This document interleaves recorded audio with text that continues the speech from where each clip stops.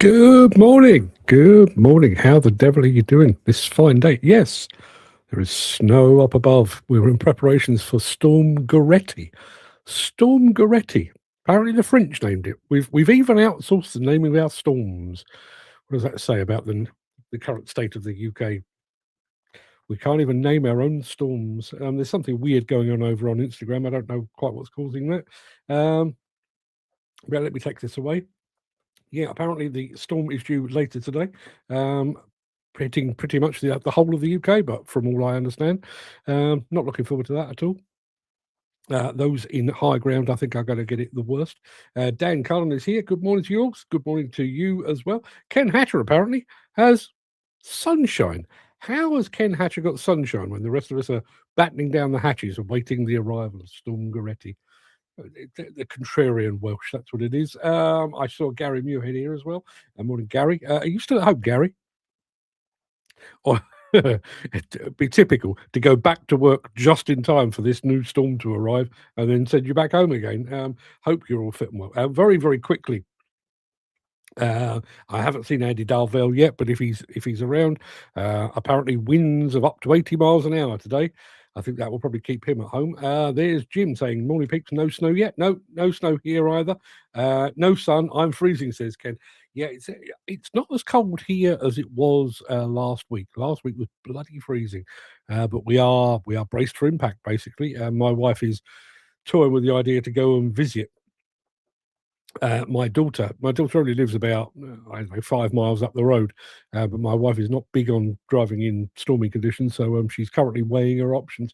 Gary Muirhead, yes, home till Monday, back to work. Well, fingers crossed on that. Chris Ford says, "Morning, fellas. We will go balls deep in the white stuff or damp squibs." Yeah, funnily enough, I was thinking exactly the same. They're talking on the I almost said on the wireless then, showing my age somewhat. They were saying on the radio this morning and also on YouTube that Storm Goretti is going to bring a mix of a rain that will turn into snow, which will turn into rain. So long as the temperatures remain above freezing, I can't see the snow actually settling too much in, well, certainly in my part of the world, but we shall see. We shall see. Got loads and stuff. I have actually taken the snow theme quite seriously today, to look at how others deal with snow. I did promise you one yesterday. I've got two videos today to show you about how others deal with the snow. One other thing that I wanted to give you a heads up on, and I haven't fully figured it out, but bearing in mind, I do see you all as you kind of hold me accountable. You know, if I promise a thing, you tend to remind me of the thing that I've promised. I now have the ability to broadcast over on Substack. I do a lot of writing over on Substack, but I can now broadcast to Substack. Beginning of this week, i.e., my first day back, I actually set up a live stream so that I could go and broadcast direct to a completely different audience over on Substack. Didn't get a chance to do it Monday, didn't get a chance to do it Tuesday or yesterday. Won't have a chance to do it today, probably won't have a chance to do it tomorrow. But I am wondering if there's something that I could broadcast over there. And one of the ideas that I've got, and I'd like to get your thoughts on this, is trying to do like the story behind the story. I'll probably tell you more about it in just a moment because our news story today relates to something that happened 8 years ago. And one of my concerns with the regular industry press is that they have quite limited space to cover a story. So the story I'm going to share with you in a few minutes' time, it's fine. You know, it brings things up to date, but it doesn't really give you the context. And I do wonder if there's an opportunity for me to do more like the story behind the story. I'll tell you more about it in just a moment. Dan Cullen has just said he's on a little and Yanmar. Yeah, he's on an 8-ton Yanmar. If you're on the WhatsApp group, you can go and have a look at it, precisely what it is he's operating. You won't go far wrong with the Yanmar. I know you said something about a lack of armrests, but everything else about that Yanmar, I would imagine, will be absolutely pretty damn good. Jim says it's nippy up here. I've been stacking frozen bricks. Nearly considered putting some gloves on. I must be getting old. It's interesting. Obviously I do watch football, and I always find it amazing when you see, particularly, and I don't mean this as a racist thing. I just think they are more used to warmer conditions. It gets to about October, and you see the African-born players start to wear gloves, whereas those born in England and more specifically Scotland, oh no, short sleeve shirts. No, we won't worry about gloves. Possibly until February. Possibly not even then. Separates the boys from the men. Gary says, I've seen it, Dan. I had an 8-ton Yanmar on the steel wrist demo stand at Scott Plant. Didn't like it. Yeah. I thought the old Yanmar was universally adored. Apparently not. Dan says she's okay, but yeah, lovely little machine. Good, glad to hear it. Let's crack on. As while I've still got this idea of the story behind the story fresh in my mind, let me roll the intro and get this show underway so I can tell you more about it. We need this.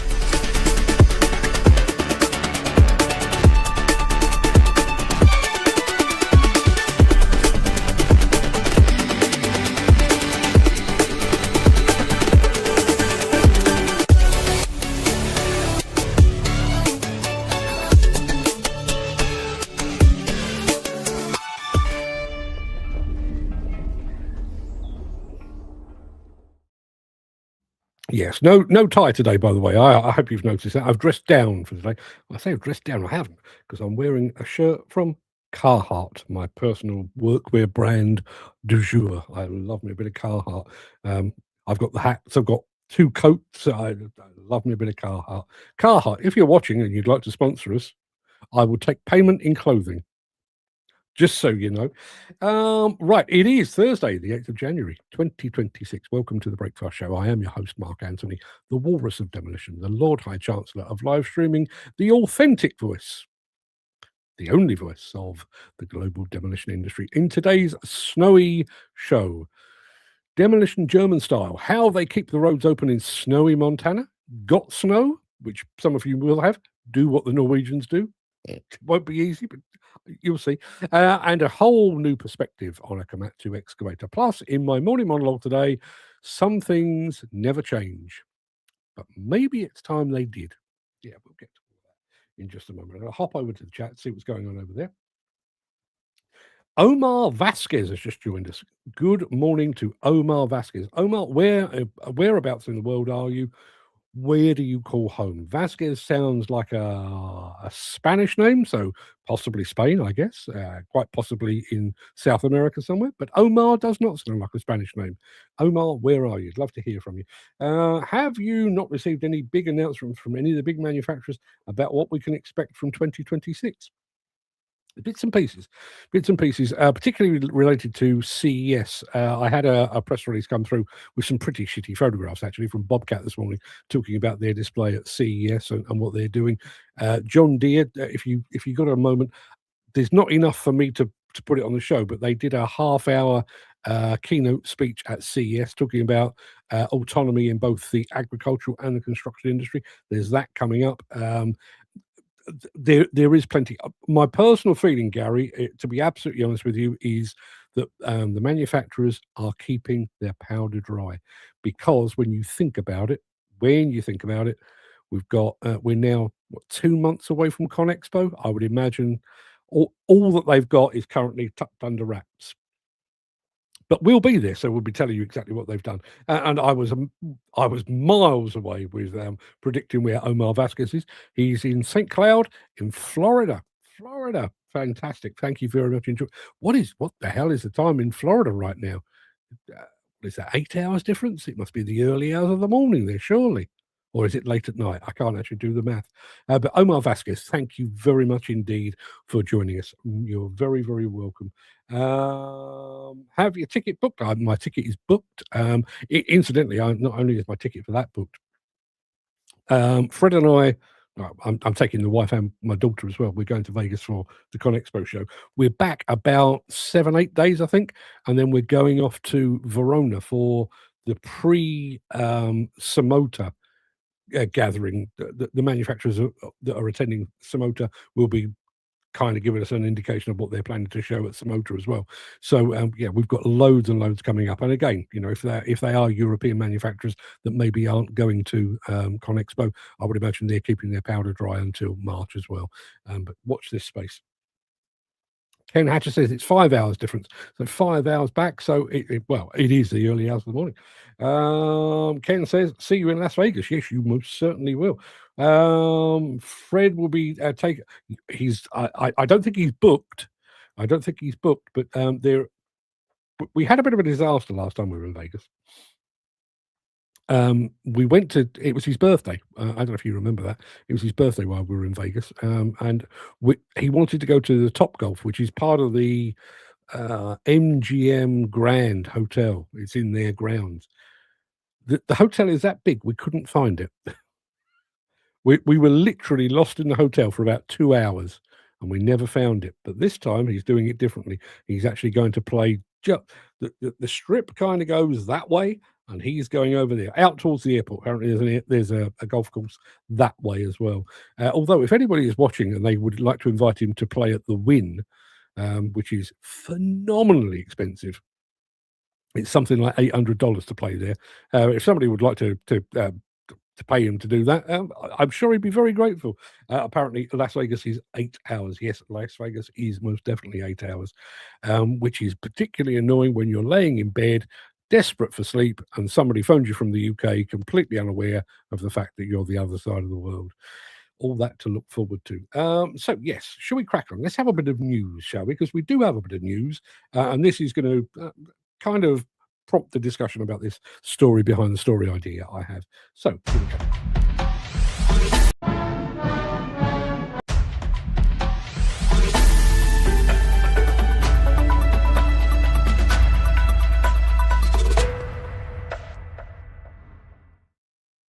Sorry about that. I was a bit too judicious with my pressing of buttons. There is a news report today in the Construction Index that relates back to Carillion. You will remember Carillion went down 8 years ago. Devastating effect on the wider industry and the supply chain as well. Well, according to this story, the Financial Conduct Authority has fined 2 former finance directors for their part in misleading statements being issued by Carillion. 8 years after the collapse of the publicly listed construction company Carillion in January 2018, sanctions are still being imposed and individuals deemed complicit in the failure. So, this relates to Richard Adam, who was the finance director, and a guy called Zafar Khan took over for what was the final year, both aware of financial troubles, didn't bring it to everyone's attention. Now, the bit that caught my eye with this when I scrolled down is Richard Adam has been fined £232,000 or £232,800, which I'm sure will sting Richard Adam quite badly. And Zafar Khan has been fined £138,900. The fines were imposed after the 2 men withdrew their challenges to the Financial Conduct Authority's decision. So, 8 years it's taken, and they have levied fines that equate to about, give or take, 400 grand. How much money has it cost to get to this stage? Now, bearing in mind you would have involved in this almost certainly legal teams, so barristers and that kind. You'd also have people that are financial experts, so high powered and highfalutin accountants and that kind of thing. 8 years to secure a fine of about 400 grand. Is that good value? Have the Financial Conduct Authority basically paid more in the investigation than they've clawed back in the fines? And ultimately, where does that money go? Does that money make its way to the creditors that were left high and dry by the collapse of Carillion? Does it go to the FCA, the Financial Conduct Authority? Where does it go? All of which kind of ties in with, obviously, we're just a matter of 6 weeks or thereabouts away from the 10th anniversary of Didcot. Still no resolution on that, but ultimately, I'm sure there will be a resolution. That would have taken 10 plus years. How much is the investigation into Didcot cost? And will any fines levied cover that cost? Why, first and foremost, there would have been a paper trail with this one, I'm sure, with Carillion. Why has it taken 8 years to come to that decision? And have they actually covered their costs, I wonder? Let's have a look. Maybe someone at JCB could invite Fred to their exclusive golf course for a round or two. Yeah, we've played the driving range there twice, I think, and we've stayed at the lodge a number of times. Most notably, we stayed at the lodge at the height of COVID. We went up there for what I think was probably their 75th anniversary. Um, we'd done a lot of the filming remotely, but we actually said to JCB, we'd love to come and film at the ground. So they said, well, we can't interact with you because of the lockdown and everything else, but we'll put you in a lodge completely on your own, and you can film outside the factory and in the JCB experience. And we basically had the run of the place to ourselves. We arrived, and you normally arrive at the golf course and the lodge, and there's cars and there's golf carts going around and lots of people having a high old time. Me and Fred arrived totally alone. It's really quite eerie, I have to say. Did you watch that video? I did. It felt a bit AI to me. I'm not entirely convinced of the validity and veracity of that video, which is why I've not included it. But I did watch it. Yes, thank you, Dan. The administration will go on for years for the Carillion mess. I think it will.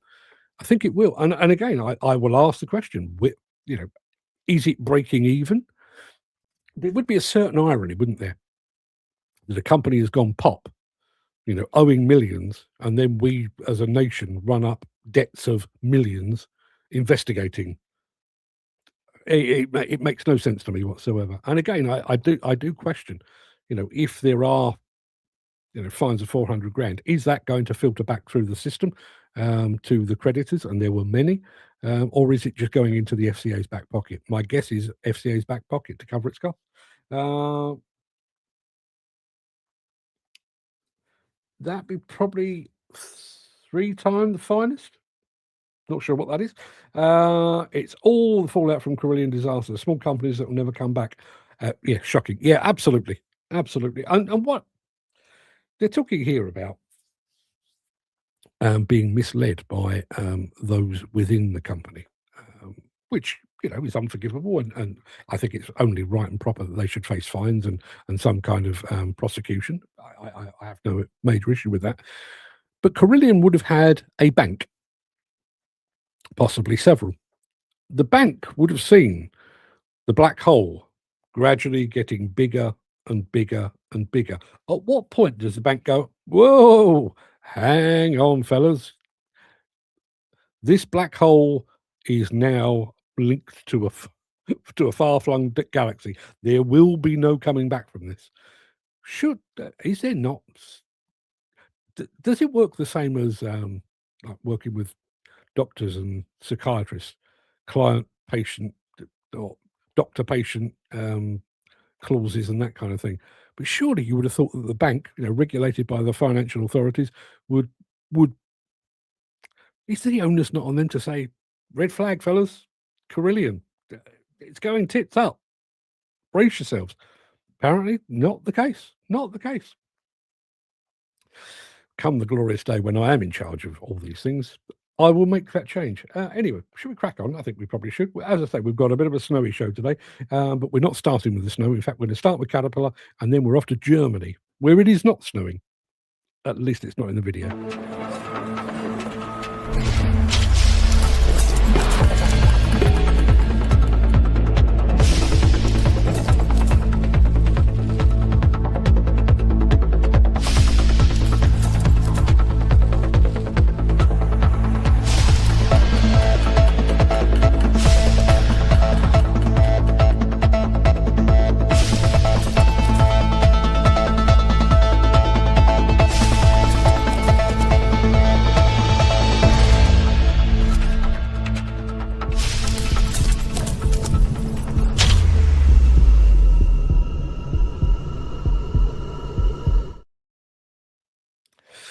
Dan has just said, why do companies seem to get minor fines for these situations, yet our taxes rise? There's no serious implication those that run these companies. The tax one is a very interesting one. I've fallen foul of the tax man on a couple of occasions, not through fraud or anything like that. Oversight. And on one occasion, my accountant failed to make the payment to the HMRC, and I received a fine. It was only a couple of £100, not a big deal. So, but when the HMRC want their money, they want it not tomorrow, not next week. They want it now, today, this afternoon, by bank transfer. If, however, you've overpaid them, you can wait months and months and months before they can raise a check. It's a bit of an imbalance there, doesn't it? Gary says, why? Oh, no, that's not the one. Gary says, it's when you hear that directors are handing themselves big bonuses weeks before it all falls apart. They should be called to account for their actions. Yes, they should. Yes, they should. And I mean, the other one that never fails to amaze me and amuse me, I have to say, by and large, companies don't fail overnight. There is a gradual decline over weeks, over months, sometimes over more than a year. I get tipped the wink on these things. You need to keep an eye on X company because things are looking bleak. And I add them to my watch list and I watch the whole thing play out. One of the things that always amazes me is you get tipped the wink, you speak to the company, they deny all knowledge of any financial problems or anything else. But the writing's on the wall. You can see that. And about a week or 2 weeks before they actually go under, there's suddenly a big fleet, a convoy of low loaders at their yard, taking all of their equipment somewhere else. Where does that go? Well, I'll tell you exactly where it goes. It goes into the company that they've started on the QT, so that when the current company goes tits up, they can restart with a whole new fleet of former gear. Yeah, that's the way it works. Let's have a look.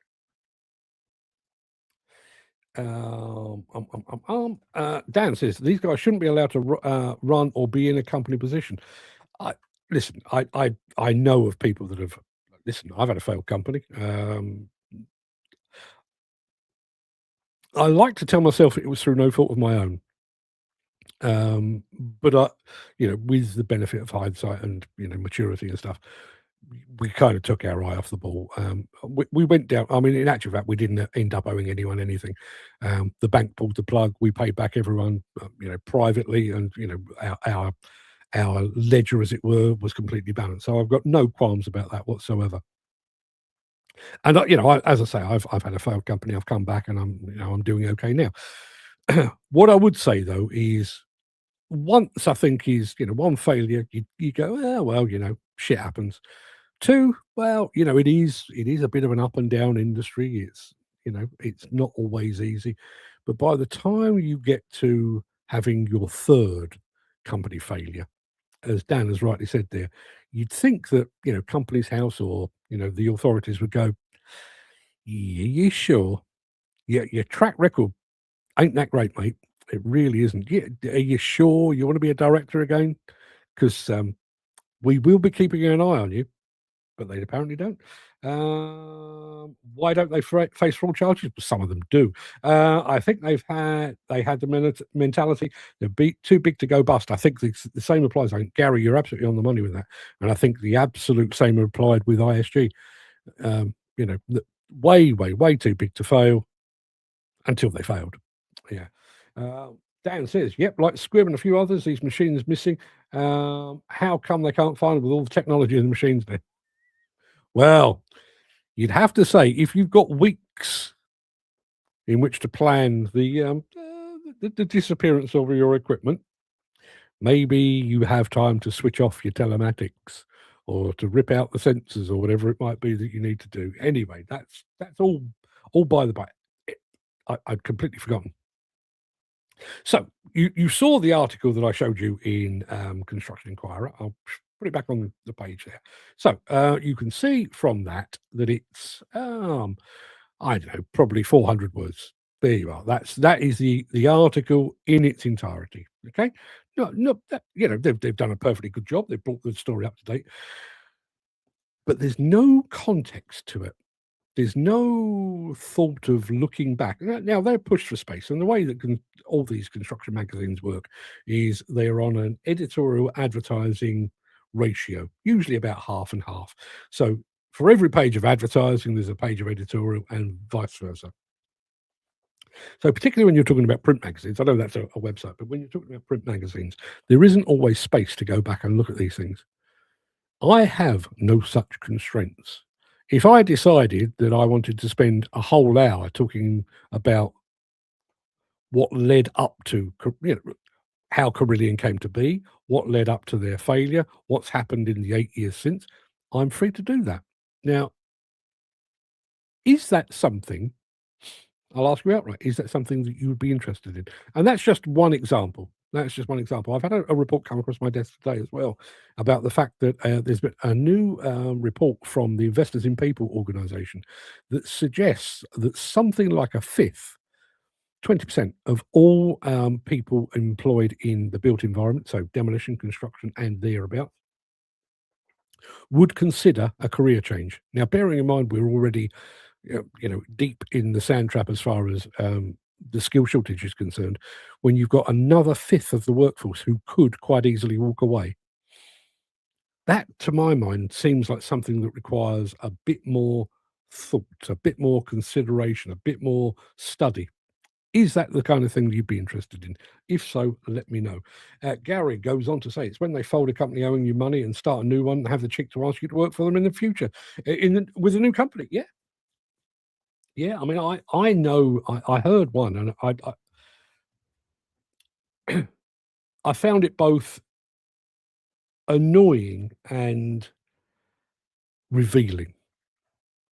Guy I know sells attachments in the UK, demolition attachments, and he'd received a call from a company saying, "Look, we are in financial difficulties, but we've just won a new job that will clear our debts. But in order to do the job, we need a new attachment. Can we agree some extended credit term so that we can take that attachment, pay you a little bit later than we normally would, but that will get us out of a black hole?" And the guy selling the attachments, probably against his better judgment, went, "Okay, we've worked together for a long time. Okay, yeah, I'll take that on the nose." Sold them gave them the attachment. The company still went under. And yep, sure enough, that attachment ended up elsewhere. Yeah. Gary says we had a cheeky company up here who went down and started up calling themselves Phoenix Groundworks, rising from the ashes. Jesus, that's rubbing salt in the wound, isn't it? Yeah. Yeah, terrible business. Terrible business. Anyway, I have promised you some snow. We're not starting with that. We're going to Germany for a spot of demolition like this.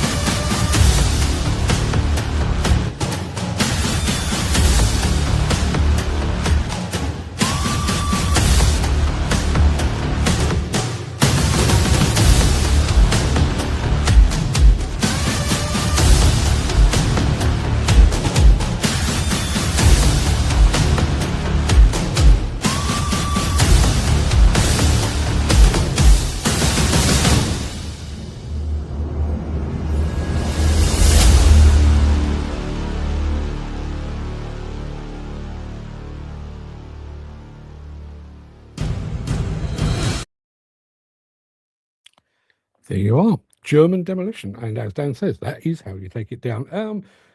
Speaking of Dan, he says this: why did payment contractor charge so much money to pay operators and workers? Was told this company charge £20 a week. I told him no chance. So in talks with the agent to get a better outcome. Is zero, and that's it. I thought zero was almost a universal system in this business. Gary also says, what is it with the Italian people that make amazing and fantastic demolition attachments? They really do. Oddly enough, when you look at more specifically Baumer, but also Conexpo as well, they tend to put all the attachments in the same part of the show, in the same hall. And you get to the attachments part, and it's not like there's an Italian part, it's attachments. And you've got VTN, Mantovani Beni, MB Crusher, Italmec, and all the others, Trevi Beni as well. I don't know. Maybe at some point back in, if you, going back to what I was saying about the story behind the story, maybe if you went back far enough, there was one engineer, one Italian engineer. You know, the Italians, they're Catholics, and they tend to have lots of children. Maybe if you traced it back far enough, around about 1940, somebody, Luigi. First Italian name that came to mind. Luigi came up with an idea of a demolition attachment, and his sons and his nephews all went off and did their own thing, and that's why we've ended. Maybe I'm making that up. I really don't know. Gary says, I'm lucky enough not to be self-employed any longer, but it is the new tax rules affecting anyone just now. The tax quarterly and making tax digital. All very true. Dan, if you'd like some more guidance on that, bearing in mind it's a free document, if you go over to buymeacoffee.com / demolition news.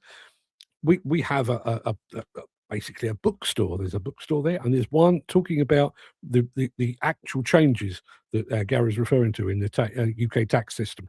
It will tell you all you need to know. It's there. It's in black and white. Just go help yourself, free of charge. Part of our service to industry. Dan says, what happened to a good British attachment manufacturers? Yeah, good question. Yeah, there's a wider question there, which is kind of what I'm talking about when we get to our morning monologue to do today. So stick around for that if you would be so kind. We're going to do this, and then we're getting snowy. If you are enjoying this episode, please consider supporting the show. You can leave us a tip at buymeacoffee.com / demolition news. Yeah, with Storm Goretti barreling towards us. I don't know if storms barrel, but there's a storm headed this way, which is likely to bring a lot of snow. Now here, I think I mentioned this a day or two ago. Here in Surrey, I'm just outside Epsom. Excuse me. Yeah, I'm just outside Epsom, and we see a gritter lorry. Oh, I don't know, with the same frequency that we see Halley's Comet. Yeah, it's a once every 4,000 years. We don't see it very often because we don't get a great deal of snow. Other parts of the world, however, handle the snow rather differently. We've got two films on this. This one is from Saskatoon in Montana, where they get proper snow.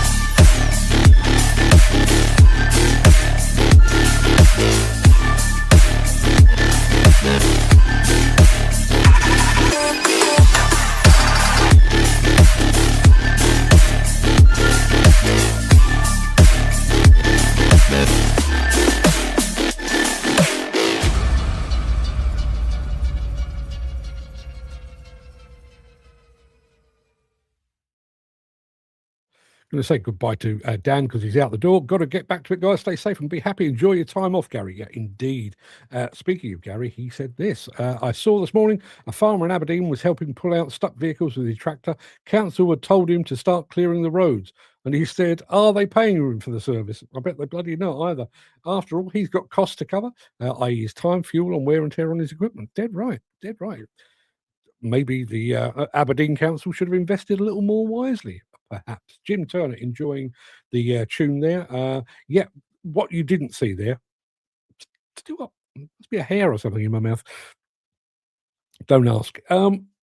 What that didn't show was there was actually 6 John Deere graders and 3 Cat graders on that, keeping the roads of Saskatoon open. They do it differently over there, don't they? They do it differently in Norway as well, which I'm going to show you in just a moment after that. Since the finance bill came into effect in April, the construction industry has seen a surge of fuel thefts. The rising cost of living has placed an additional risk of theft by employees and contractors, as well as opportunistic thieves. By using diesel dye and placing warnings of its use, you are sending a clear message that this is your fuel.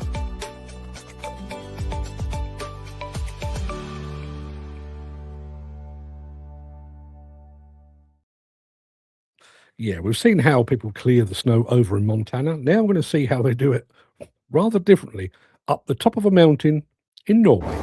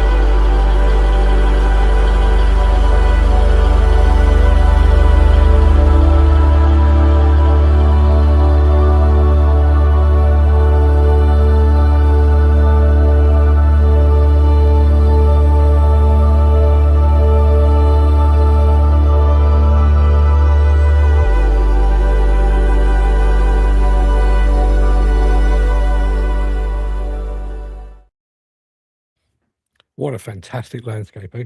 Imagine that. Nice warm cab, freezing cold outside, clearing snow. Fantastic stuff. Now, Gary has asked a question, and I don't really have a good answer to this. He says, you can't blame the beard for the hair in the mouth. No, you can't. It's just a stray. Probably too much snogging of the dog this morning. It's best not to talk about it. Apparently, he says, the beard has been off for a while. Is it staying for good? I don't know. My original plan, you'll know, I got rid of it.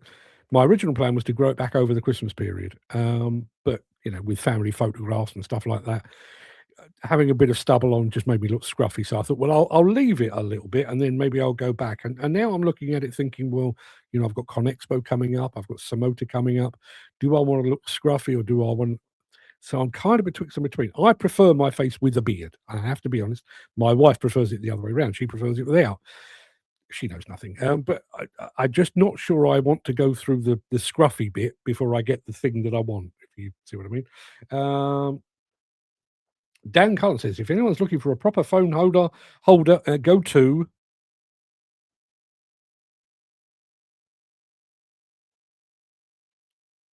Nope, no further on that. Dan, send us the link. I mean, I'm personally not. I've got one. I must admit, I really fluked it. I got one in the car. One that sucks onto the windscreen. I got one, and I put it on the car maybe 2 years ago. Never come off. Literally never moved. And now obviously it's a car, it's on road, it's not bumping up and down in quite the same way as you guys, but it's absolutely rigid. Chris says, my missus hates beards. Unlucky. Yeah, it's kind of my take on it, I have to say. But I think I look better with a beard. I think I look second best without a beard, and I think I look third best between the two. I'm just not sure I want to go through the in-between stage. We've got one final film. Talking about phone holders. This is an interesting use of a phone holder. We'll be back after this reminder that we've got a new book out.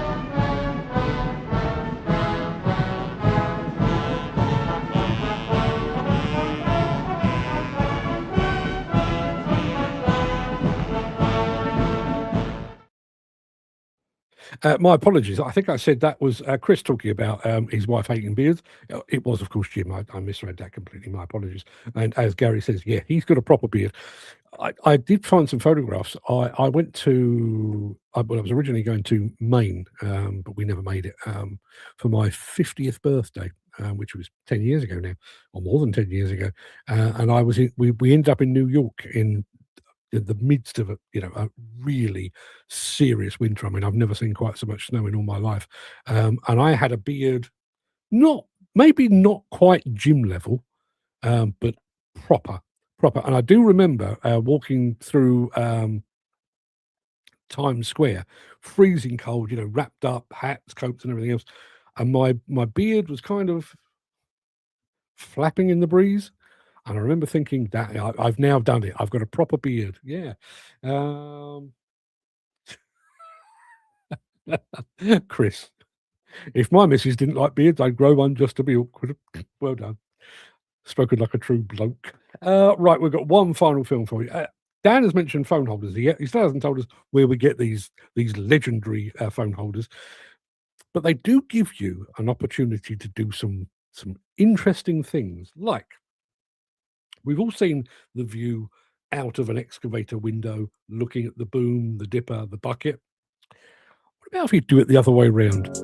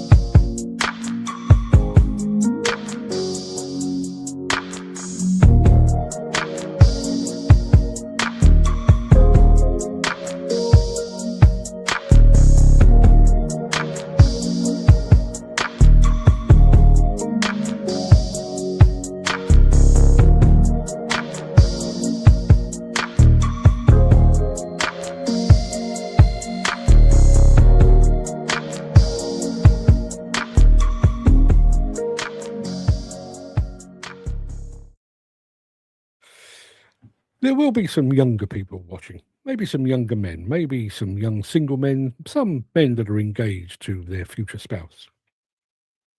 I'd like to share with you some reverse wisdom from our friend Jim Turner, who says he doesn't moan about his wife's beard, so she shouldn't moan about his. Younger men out there, Don't ever say that. Unless you're determined to sleep in the shed or the car, don't ever say that. Jim has special dispensation and a long-suffering wife. Don't ever say that. Gary enjoyed that as well. And Gary also mentioned a ZZ Top beard. Two things on ZZ Top, who incidentally are a fantastic band. I was watching YouTube literally yesterday, and Dusty Hill, who is the main guitarist with ZZ Top, was revealing the fact that Gillette, the razor company, offered the band $3 million to shave their beards off as part of a marketing campaign for the Gillette razors, and they declined. They declined and stuck with the beard. The other thing that I think is worth noting is ZZ Top are known for their beards. There are 3 members of ZZ Top. I can't name them all. Dusty Hill is the main one, and they have a drummer whose name is, believe it or not, Frank Beard. And Frank Beard has no beard. There you go. I'm sure there's a lesson in all of that. I don't know what that lesson might be, but there we are. Anyway, that pretty much wraps up the main part of this morning's show. I'm going to roll the outro in just a second before leaping gazelle-like over into my morning monologue. If you can't stick around for that, please stay safe, particularly with Storm Goretti barreling towards us. Look after yourself, your family, your friends, and your colleagues. I hope to see you again very soon, possibly locked down with a blanket around your shoulders. But if you do have the time and the inclination, I will be back immediately after...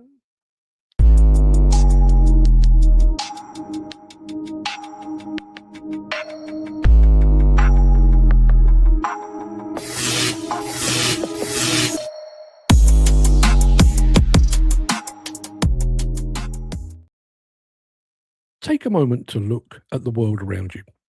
We often forget that we're living in a period of innovation and acceleration that would have seemed like pure sorcery to our great-grandparents.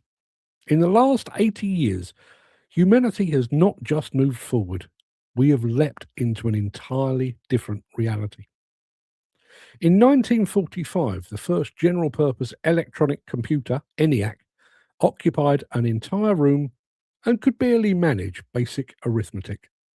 Today, we carry more processing power in our pockets than it took to govern the entire Apollo 11 mission that landed on the moon in 1969. We didn't stop at the stars, though. In 1953, we unraveled the double helix of DNA, and by 2003, we had mapped the entire human genome. We've turned once deadly diseases into historical footnotes. Polio was effectively neutralized in 1955, and smallpox was eradicated from the face of the earth by 1980. The speed of our connection has been even more dizzying. In 1947, the transistor was born. By 1991, the World Wide Web was open to us all. We went from waiting weeks for a letter to arrive to transmitting high-definition video across the Atlantic in milliseconds. Every nation, every corner of society, every industry, it seems, has been swept up in this relentless tide of innovation. Or so we would like to believe. In 1953, Joe Bamford gave us the first backhoe loader. In 1958, the Keller brothers effectively birthed the skid steer loader.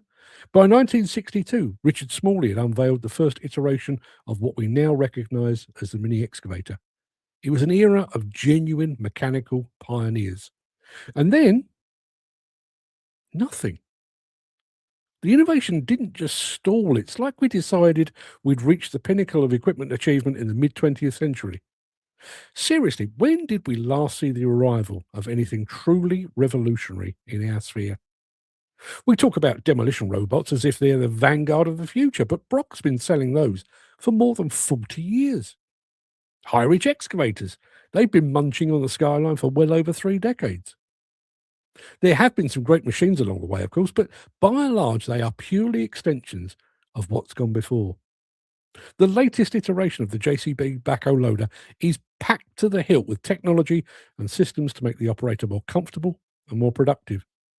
But externally, the overall form factor would be recognisable to Joe Bamford, who invented it 80-odd years ago. The latest range of Volvo articulated trucks set a new benchmark for construction haulage. But aesthetically, they've barely strayed from the gravel Charlie machine that they unveiled back in 1966. The Cat 793 is an amazing mining truck, but at its heart, it's basically a 777 on steroids. And the 777 was launched in 1974. Now, to be fair, the manufacturers haven't been entirely idle. They've added, excuse me, they've added layers of digital intelligence. They use GPS to dig within a millimetre and telematics to monitor engine health from half a world away. We're even standing at the edge of the threshold of a green revolution, replacing diesel with hydrogen and electricity, or possibly a combination of the two. But let's not make a change in diet. But let's not mistake a change in diet for a change in species. You can power it with the breath of the stars, but it's still just a bucket on a stick. It has the same reach, the same cycle times, and the same mechanical and physical constraints as its diesel-chugging grandfather. This disconnect is staggering because the world we're building has changed beyond recognition.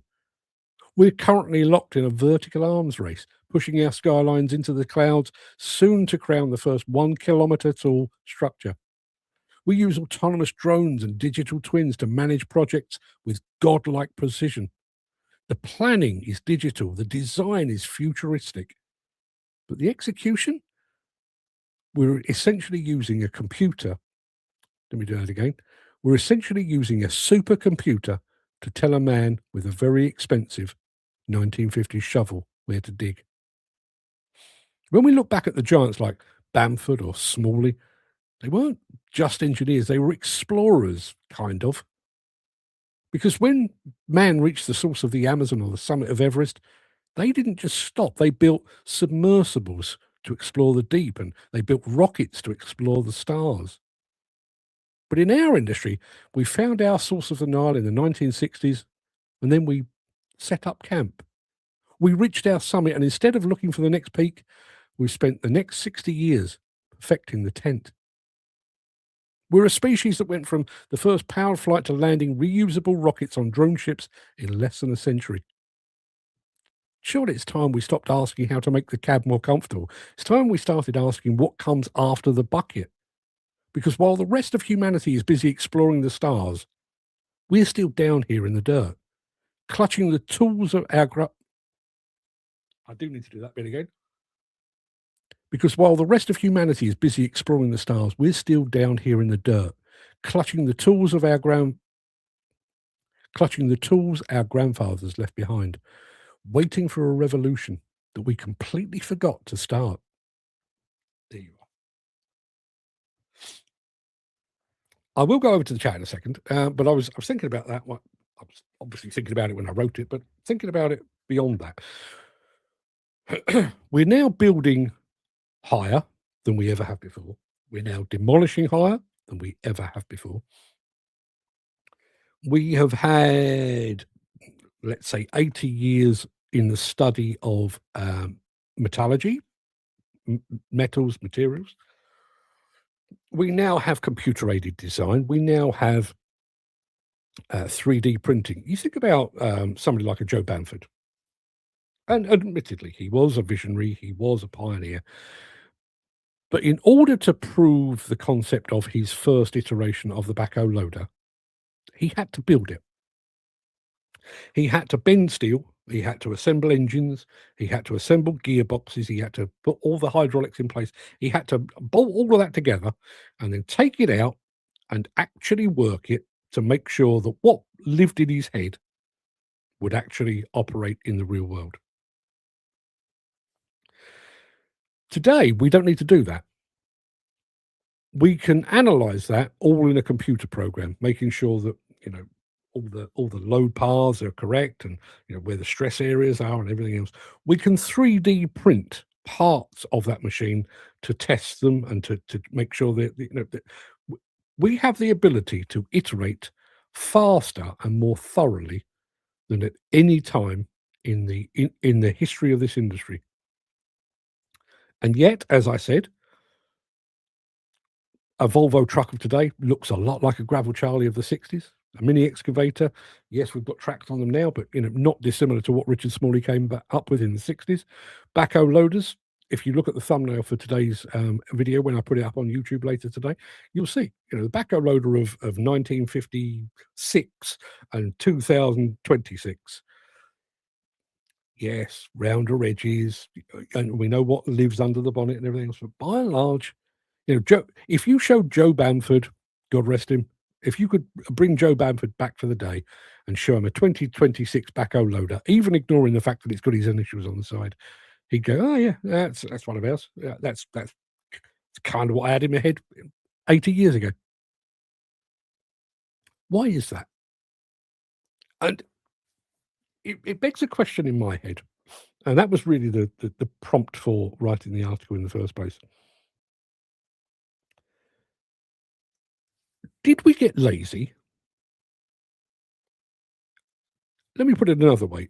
Are we absolutely positive that the Keller brothers, Joe Bamford, Richard Smalley, and all of the others, more than half a century ago, got it right pretty much first time, and that there is no room for maneuver, no room for improvement, no room for something that goes, the industry's been going that way for 70 years. Is there not a branch road of design and innovation over there? I always say this whenever I talk about machine innovation. I've seen the Marco Lorini's Satanta machine. It's beautiful. It's everything you would hope for and more from a guy with Italian flair. It really is.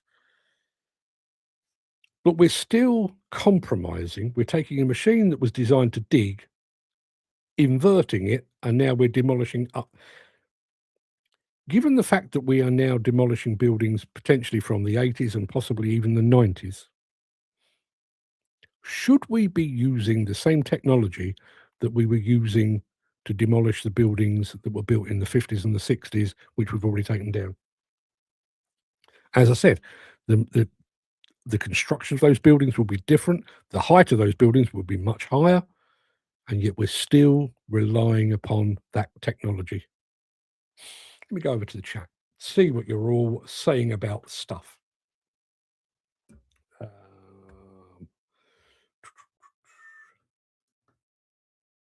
There you are, Dusty Hill, who is no longer with us, sadly. And it was actually Billy Gibbons that I saw being interviewed at ZZ Top, and it is Frank Beard. Thank you very much indeed, Chris. Gary Muirhead, another fantastic rabbit hole show today. Yeah, it's see this. I realise what I do and what Joe Bamford did are markedly different, and he was much better at what he did than I am at what I do. But think about that. I start a show going in one direction, and on a regular basis, we dart off and we end up going off in different directions. When was the last time? I mean, seriously, and this is a genuine question. I'm not saying this for conversation's sake. I'm actually asking the question. When was the last time that we went down a tangent? When I think back, I mean, even now, okay, so the CES show is still going on in Las Vegas, and one of the machines that's on the show there is the Bobcat Rogue X3, which is autonomous, electric-powered, completely dry system, an absolute marvel. But aside from the fact that it's missing a cab, because it is autonomous, it's a skid steer. I mean, don't get me wrong, please. It is an incredible piece of kit, but it's a skid steer. When was the last time we saw a machine that rewrote the rules? I'm thinking back, on things like the, JCB's high-vis dumper. It took the site dumper concept and kind of turned it on its head, but still just a site dumper. You think about the Hydra Dig. Fantastic machine. I'm very, very impressed with the Hydra Dig, but it's just a wheeled excavator. You think about, what is the biggest growth machine in the industry? Mini excavator. Well, that's been around 60 plus years. What's the second biggest? Telescopic handler. That's been around for the same amount of time. Now, mini excavators now on tracks. They're much more efficient. Some of them are electric. At some point in the future, maybe we'll have a few hydrogen ones, but they are still just a mini excavator. Telescopic handlers, yes, they reach much, much higher than they did in years gone by, but they're still just a telescopic handler. It would be like Leonardo DiCaprio, no, Leonardo da Vinci, the other Leonardo. It would be like him doing the Mona Lisa and then spending the rest of his life just doing the Mona Lisa, only this time she's wearing a hat, or this time her smile is a little less enigmatic, or maybe this time the background is the Hanging Gardens of Babylon. I'm making shit up as I go along here. But that, it does seem like we kind of hit our peak. And I don't know whether it's a laziness or whether the Smalleys and the Bamfords of this world were so bloody clever that they nailed it first time out and there is no room for improvement. And I find that a really, really hard pill to swallow. Menzie Muck Machine. Yeah, Menzie Muck Machine is different. Ultimately, it's still a boom, a dipper, and a bucket. It has a very specific use case, primarily on mountainsides and stuff like that. But ultimately, from the slew ring up, it's an excavator. It's a fantastic excavator. It's basically a transformer come to life. But slew ring up, just an excavator. Is there not something more out there? You think about, we were talking about Italian attachments. The Italian attachments are incredible. But as my mate, sadly no longer with us, Richard Comley once said, how much do they borrow from Mother Nature? From the beak of a finch or the beak of a parrot or something like that. We've basically replicated Mother Nature. Given the height that we're working at, given the fact that we've got all these advanced design and 3D printing capabilities, given the fact that we can use different materials now, was Mother Nature absolutely on the money? May have been on the money for eating seeds and berries and stuff, but was she on the money for munching concrete and cutting steel? Are we willing to accept that? None of the ideas take anything away from what they already do, but my designs make them capable of so much more. Which follows on, actually, I've done these out of order. My apologies. Jim originally says, I've got a rethinking of the backhoe loader, mini excavator, dozer, and track shovel. And then he goes on to say, none of the ideas take anything away from what they already do, but my designs make them capable of so much more. Andy Darvell says, Cabelco Blade Runner is a fantastic hybrid machine. It is. No, let me do that again. The Blade Runner is a fantastic hybrid machine. It is 100%. It's an excavator with a dozer blade. Listen, it's very, very good. But, how long have we had hydraulic excavators? 80 years, probably, maybe a bit more than that. How long have we had dozers? Roughly the same amount of time. Yes, somebody quite smartly married the two together. But they didn't exactly take us in a different direction, did they?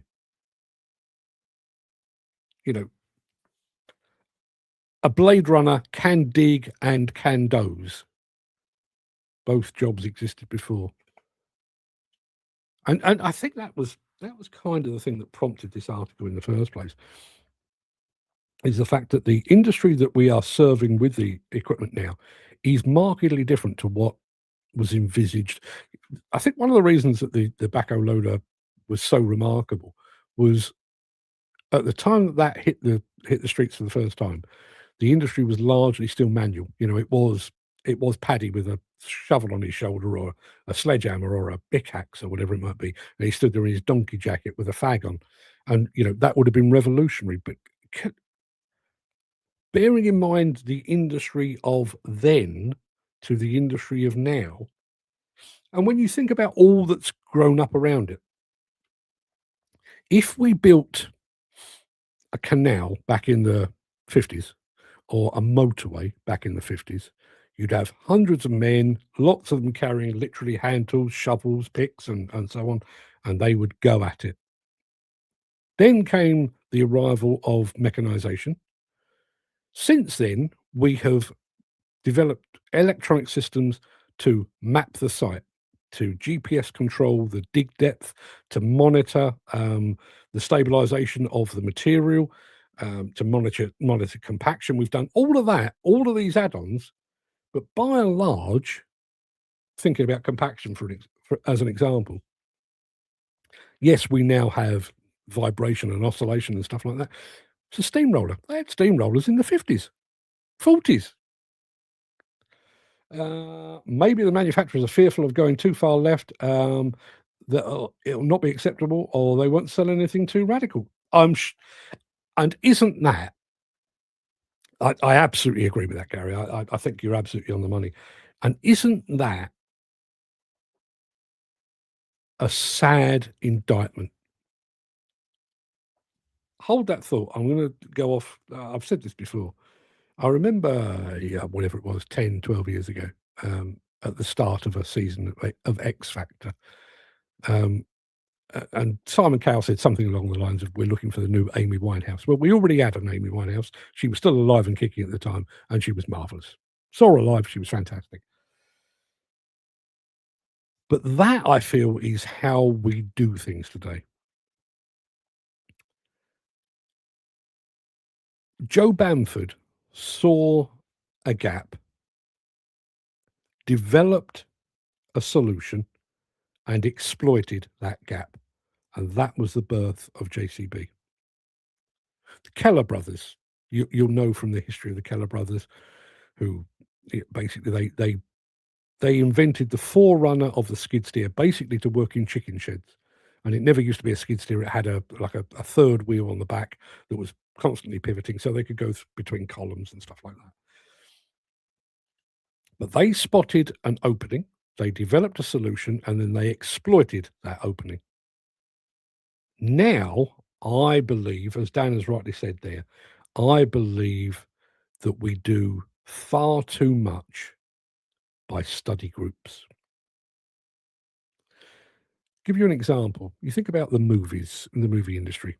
For the past 10, 12, maybe 15 years, the biggest movies have all been based on comic books, the Avengers and the X-Men and stuff. Don't get me wrong, I love those films. I really do. I thought Avengers Endgame was one of the best films I've seen. Yeah, fantastic.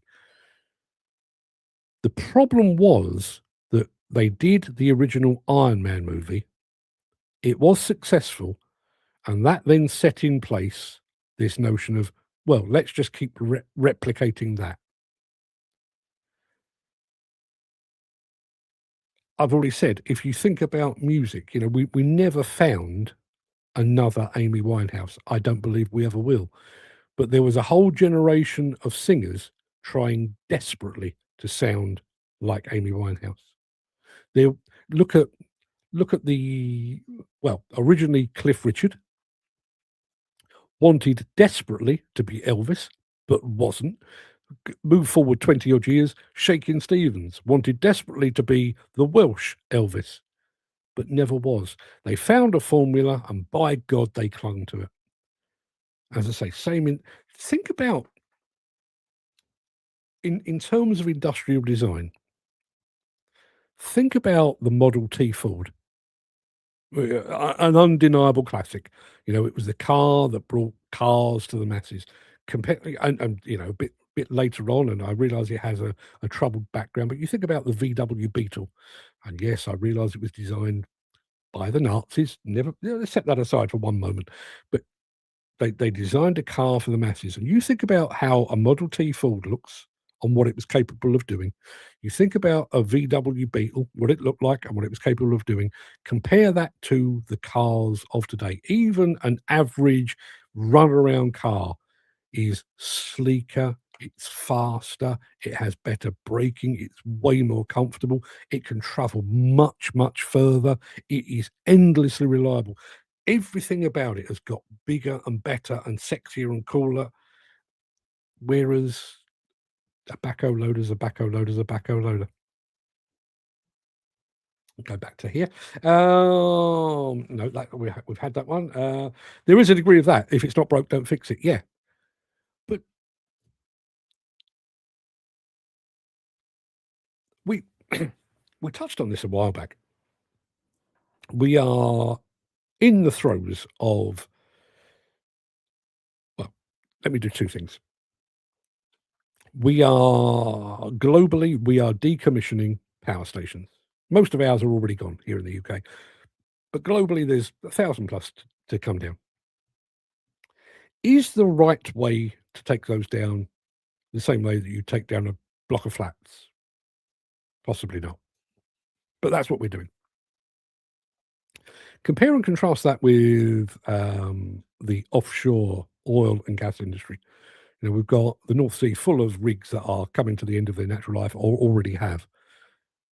Now, to decommission them, to actually take them off station, you've got some very, very smart people designing cranes like have never previously existed. You've got ships that are able to accommodate them or tow them or whatever it might be. Somebody has taken enormous time, enormous effort, and enormous cost to look at that and say, we need to do something different because what we're dealing with here is completely new. But once they've detached that rig from its mooring, once they've got it on board a ship and they brought it back to land and they put it on land, we will use the demolition techniques to dismantle that exactly the same as we would to take down a 2 up, 2 down in Croydon. Why? Why are we stuck? Is it down to the old saying? That's the way we've always done it. Yeah, I think there is a degree of that. And I do wonder if these things were easier to overcome. I mean, he would have had colleagues, and I'm sure he would have shared his ideas. But you could imagine Joe Bamford sort of sat up in Staffordshire somewhere, up in a shed in Uttoxeter, with a piece of paper and a pencil, sketching out what he believed a backhoe loader should look like. And yes, he probably run it past a few engineering type friends and maybe a few farmers in the locality and said, "I'm working on this. What do you reckon?" And maybe a few of them went, "Oh, I get the idea," or maybe that should be a bit different, or whatever it might be. That's not how design works today. And I do wonder how much of design today is done not for the end user, not for the operator, not for the eventual owner of the equipment, but for their design colleagues, for the sales department, for the marketing department, or for the head of the company who ultimately will have to give it the sign off.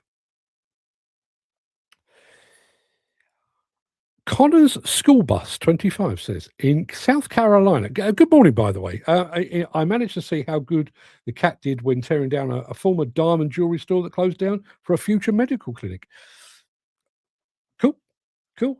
We should filmed it. Would have loved that. Let's have a look. I'm sure I've missed something here. As Ian Jury once said, there's some awfully clever bastards out there. Yeah, are there? Extending the conversation, we've been talking about specifics of machines. We can sort of chart back.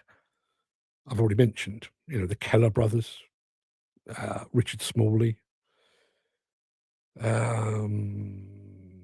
Bamford, Benjamin Holt, one of the originators of what would ultimately become Caterpillar and so on. Who is that now? We can look back 60, 70, 80 years at the pioneers of this industry. And, those of you and those of us that are allied to the industry to the depth that we are, we can name those pioneers, much the same as, those in architectural circles would probably reel off Christopher Wren and Isambard Kingdom Brunel. Where's ours? Where is the Joe Bamford of 2026? Where is the Keller brothers of 2026? Could you even name them?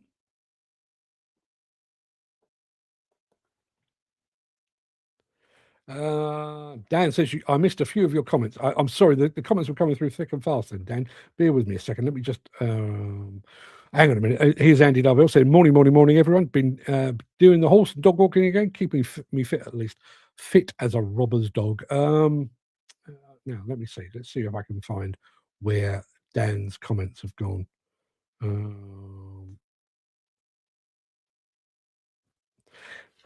This is from Jim. I'm working my way down. Joe Bamford asked his designers for something futuristic that no one else is building. I don't think anyone is saying that nowadays. You might recall we actually had this discussion. I can't remember whether it was yesterday or the day before. We were talking about Chinese manufacturers. It was probably Monday, because I think we were talking about anti-dumping duties and stuff. And this thing, it used to be the Japanese, now the Chinese, going to Bauma, ConExpo, Intermat, all these major exhibitions, and photographing up under wheel hubs and, basically stealing the design of existing machines. What we're talking about here is that writ large. It's not somebody in Beijing thinking, well, that might be how they do things in the West, but bearing in mind our heritage and our engineering expertise and our ability to bend metal to our will, we could do it different. We could do it better. We could do it lighter. We could do it more efficiently.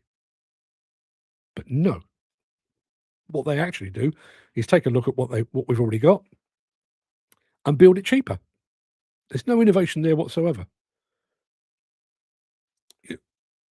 I actually think that some of the Chinese manufacturers are doing some very interesting work.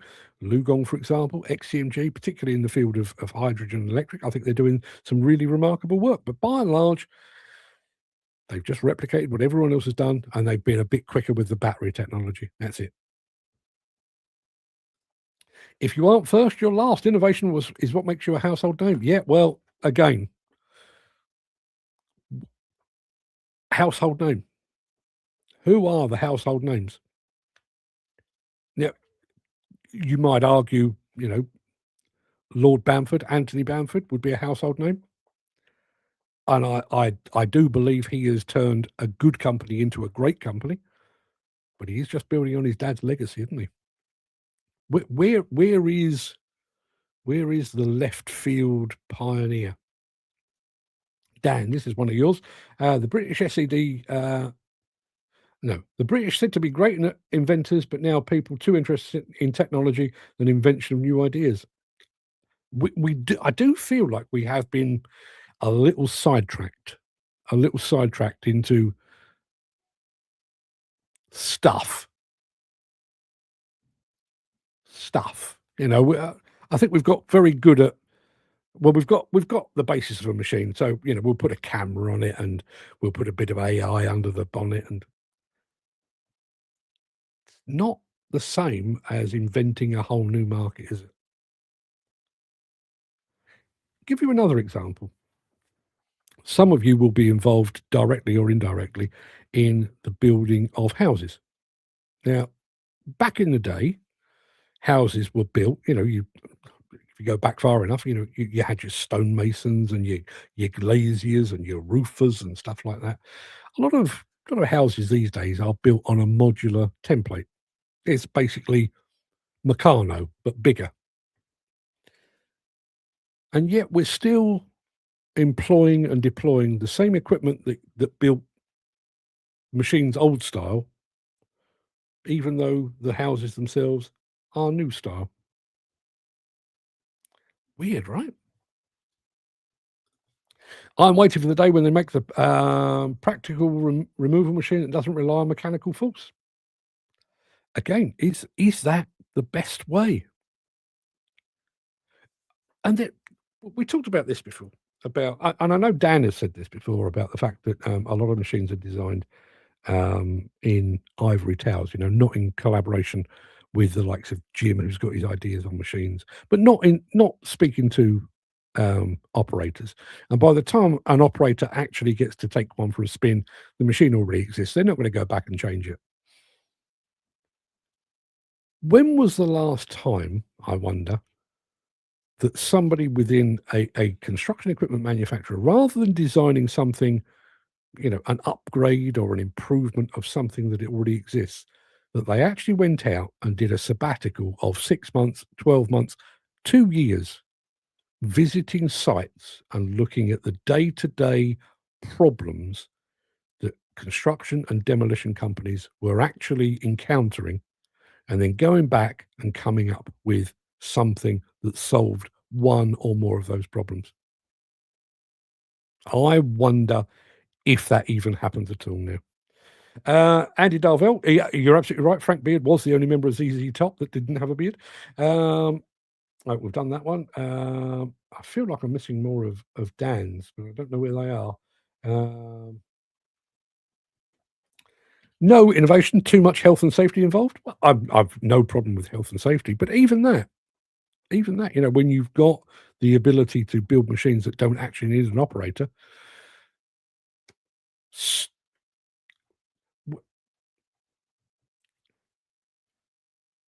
in years gone by, the understanding was that if you built a mini excavator, an excavator, a dump truck, a skid steer loader, a wheel loader, or a dozer, the understanding was that somewhere on that machine, in the middle, off to one side, there would be a bloke.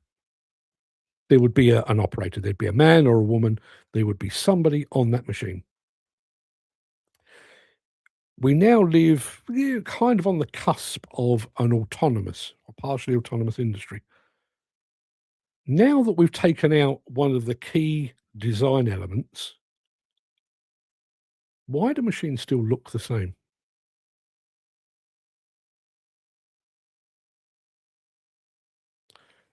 Why are we not seeing? We've seen the removal of the cab. I've said about the Bobcat X3 or the Rogue X3, no cab. But apart from that, from that point downwards, it's a skid steer. It's a really sexy looking skid steer. It looks like it's leapt out of the pages of Thunderbirds, but still just a skid steer. That design was the best when there was a bloke sat on it. Is it now the best design now that a bloke doesn't necessarily need to sit on it? No one wants to take the chance. I think you're absolutely right.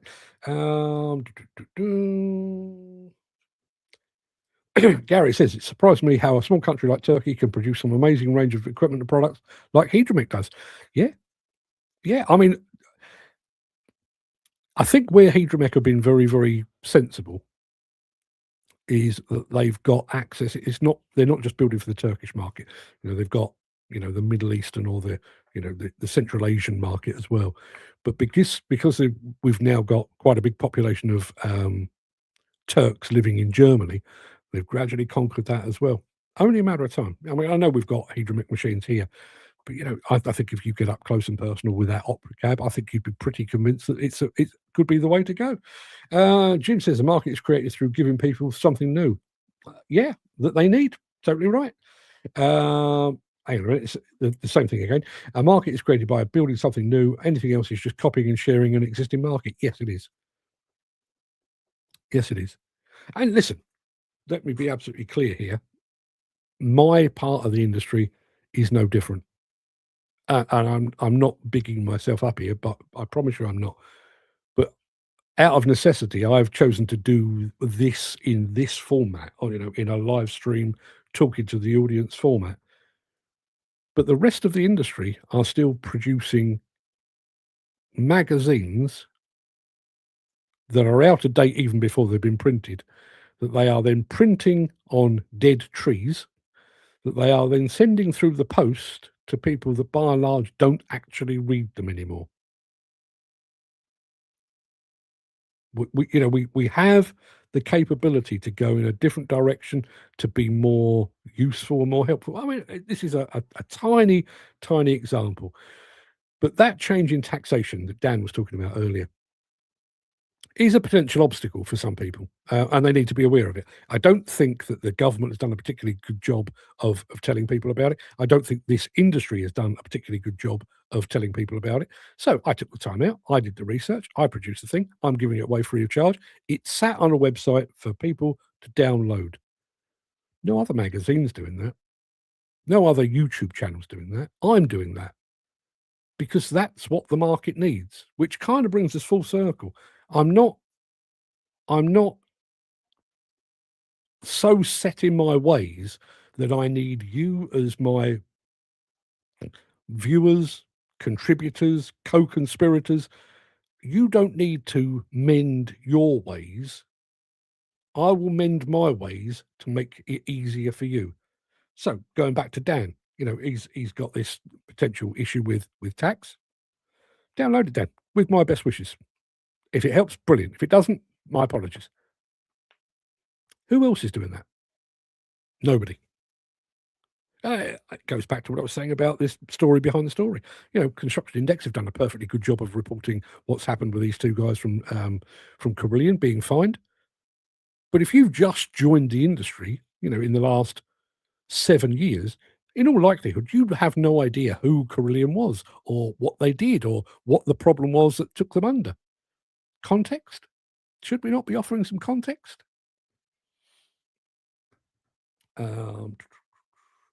Dan says, I see a lot of scaremongering too. Oh, that will never work. No one... scaremongering, I think, is an issue, but I also wonder how much is scaremongering and how much is cowardice. If for example, because we're only a few weeks away from it, if somebody were to turn up at ConExpo completely out of left field, possibly not even an existing manufacturer, somebody that's come from the automotive industry or the truck industry, but came along with something that, like I said, somebody's been out, they've spent some time on site, they've seen the challenges and the obstacles and the issues that need to be overcome, and they've come up with a solution. Now, that solution might only be suitable for 100 companies, 1,000 companies, 10,000 companies. But bearing in mind, you'll have 100,000 people walk through the Las Vegas exhibition halls. If a fraction of them came back and went, "Oh, you should see this thing that the new digger from Tesla," they could take the industry in a completely different way.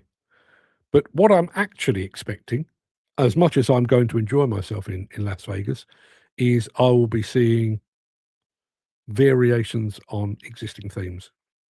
I'll go to Liebherr, and the latest Liebherr will be a bit better than the one that went before. And don't get me wrong, the one that went before was pretty damn good in the first place. I'll go over to the Caterpillar stand, and Caterpillar will have a dozer or an excavator that is a bit better than the one that went before, which was also very good. Where is that leap? Where is that Joe Bamford? Where is that tangential change? Like the mini digger, how come they can do a backhoe idea, slide boom over and back as well as left to right? Not sure what that means. I wonder how concept ideas have been. I wonder how many concept ideas have been parked up and never seen the light of day. Yeah, I wonder. I mean, if you follow Gary Major over on Instagram, I know he does post some of his designs that basically remain designs. And some of them, they're a bit futuristic and very sexy looking and everything else. And maybe, maybe aesthetics is not really what we're looking for. I don't think it would be particularly hard to make a dozer or an excavator look a bit sexier. Look at the Landcross one that we showed you out of Bauma, out from Hitachi. It looks sexy. It's got a launch pad for a drone on the back. Yeah, aesthetically, I think you can make things look a bit different and sexier and more modern and more futuristic. But where is that leap? Where is that person sat in a shed in Utoxeter thinking, I've got an idea. I've got an idea. Nobody else has done this before. There is a problem, there is a challenge within this industry, and I have just designed the solution. When was the last time that happened? Jim says, I think it's greed with companies. They concentrate on profit instead of plowing more into concept machines and innovation. Yeah. And I'll go back to what I said, with the advent of CAD/CAM design technology, with 3D printing and everything else, it is surely faster, cheaper, and more efficient to iterate today than it has ever been. You know, if Joe Bamford were alive today, he could probably 3D print a backhoe loader to test out the back of his shed before he even actually made one in metal. You know, maybe I'm getting a bit carried away. You know, maybe 3D printing on that scale is not really a realistic thing. But you could certainly, you know, some of the key components, you could 3D print them, test them to destruction, make sure you've got your design right, at which point you can say, go, and build it out of metal. He had to take a leap of faith. He had to build the machine in order to then test it. We can do all of that before it even exists, and yet we don't. Is it the market that's driving the design of equipment, and that's why we're stuck in the past? Yeah, I mentioned music. I mentioned Simon Cowell, and I'm sure I've mentioned this quote before. If you search the YouTube, I'm sure you can find it. There's an interview with Noel Gallagher of Oasis, who was talking about his hatred of talent shows like X Factor and Britain's Got Talent and stuff like that. And, you know, this idea of looking for the next, you know, we need the next Elvis, we need the next Frank Sinatra, we need the next Aretha Franklin, the next Michael Jackson, next Prince or whatever. That's not what we need. You know, when you look back at the history of music, as he says, you know, nobody knew that they wanted Jimi Hendrix, but they got him and they loved him when he arrived. Nobody knew that they wanted the Beatles or the Stones. They arrived fully formed and people loved them. And nobody knew that the answer to, you know, boring prog rock from the 70s was punk. Nobody knew that. Nobody had a committee meeting about what the next direction of music would be. It arrived, it took over the world for a temporary period, and then it changed hip hop, exactly the same. You know, all throughout history, nobody said, I mean, hip hop by and large, you know, in its original form, was a latter day blues, completely different, but a latter day blues. You know, talking about the struggles of being the struggles of being a black person in modern America. Nobody, there was no focus group. Nobody said what we need is a new blues. Only this time we'll use music samples and we won't sing, we'll talk. Nobody said that. It happened. It happened organically and changed the course of the world. There are people dreaming up new machines. They just haven't given me the job to put them into reality. See, Jim is our exception. You know, one of these days, we may well look back and talk about the Keller brothers and Richard Smalley and Joe Bamford and Big Jim Turner and his mighty beard. You never know. It could still happen. Jim, I'm saying a small prayer for you. Everybody, go and have a fantastic day.